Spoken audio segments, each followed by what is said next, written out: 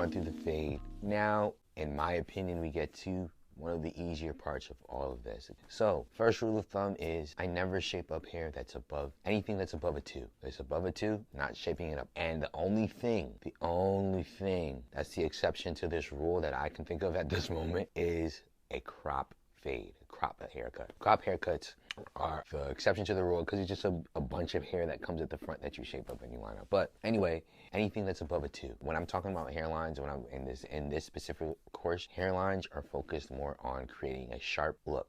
The tools I'll be equipping you with in this course are those that create great hairlines before you put any enhancements on them. So I think the two things that really make a great hairline are symmetry and sharpness. So there are a couple rules that I think if you just understand them and know them, there won't be any issues. So when I start my hairlines, all of my hairlines are started on the right back neck. Every time. If you see me do a hairline, that's what I'm doing. Unless a client is asking me to do something specifically different, change things up, or do something another time, I'm starting there. And it's a psychological thing because it's the easiest thing to do to me. The easiest thing on a hairline to do is just to line up these two back lines. So what I do is I start from the densest part, or the part I think is the best density, at the top of the ear, and just ride that down the back. And after I ride that down the back, I match that same side on the left side. And then I like completing around the ear on both sides. So now I've completed the sides and they're symmetrical. Then I just connected the sides and the back. After I connect the sides of the back, I start with the front hairline. So it's like, I know how many of you guys created graphs and triangles and stuff online. A lot of them, it goes all the way back to grade school. When you're creating a triangle or a square or something symmetrical on graphing paper, what we typically did was created one point, created another point, and connected those dots. That's all we're doing. So if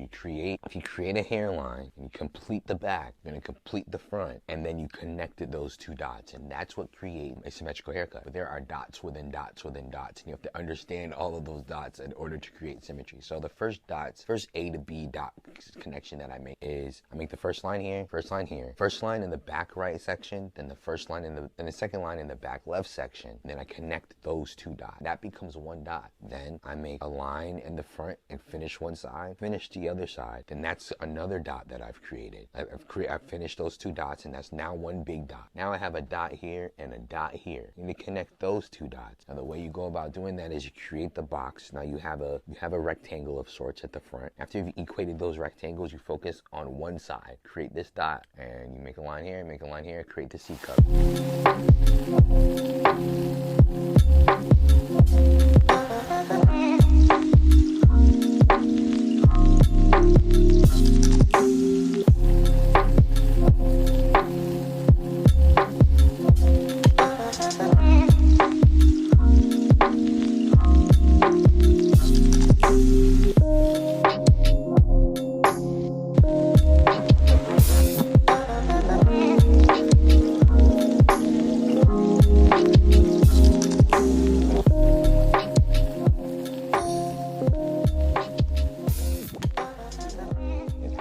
That C cup, you match that side on the other side, and now you've finished a symmetrical haircut because you've known where the points are, where you need to start, where you need to finish. And when you keep making those dots, keep checking, and you know how to look for it, you're completely fine. Now that is what you do just with your trimmer. Now that's the rough draft. Now a lot of people stop there. When you do what most people do, you have a haircut that most people have. And what you need to understand is you need to take those extra steps in order to get to places that people have not. Again, as I said before, you don't want to go above a 2. Now, if you're doing a wave cut, take a 1 and close it, and then you just trim up the front, trim up all the surrounding areas of the hairline to make it short enough that you want the hairs to stack up at where you cut the line. When you stack up and you create that density, then you're creating an illusion or a perspective of darkness. When you use a trimmer, the hair isn't as short as it can possibly be, which means you can still lighten up the area of the skin. Now, it's sharp because of the contrast between the darkness that the hair makes and the lightness of where hair isn't. You can't get any sharper than than skin. You can't get any sharper than skin. You can't start ripping off skin. You know what I'm saying?